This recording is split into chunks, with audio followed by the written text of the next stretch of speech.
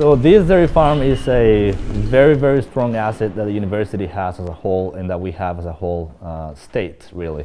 It is a fairly large farm. At the moment we are milking close to 350 cows. This farm has to follow the land grant mission of extension, education and research, and through this farm we are able to do those three. Whatever results we obtain from here should be easy to translate and to apply into a different scenario out in the field. So feeding and manipulating the diet of the cows so that we see this result in milk production. I'm originally from central Mexico. The state is called Guanajuato. It is right smack in the middle of Mexico. It's an agricultural area, it's a valley, so we have a lot of produce, and dairy goats are predominant in the area as well as dairy cows.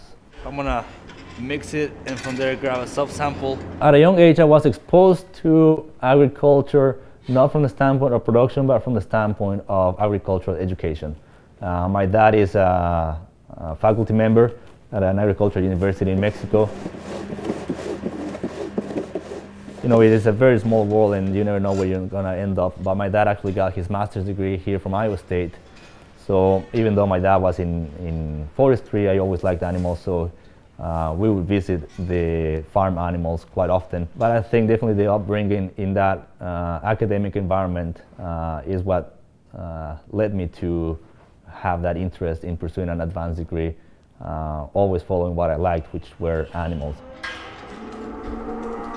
When I first started studying, I didn't know if I wanted to do dairy or monogastric nutrition like swine or poultry. In fact, I didn't know that I wanted to do nutrition because I was not entirely convinced that nutrition was going to be my forte because I was afraid of chemistry. When I realized that nutrition was really interesting and that chemistry, when you combine it with biology and it becomes biochemistry, is really fascinating. So at that point, that's when I decided that I wanted to do nutrition. One of the things that attracted me of this position was that I had extension responsibilities, which allow me to work and interact with dairy producers almost on a day-to-day basis.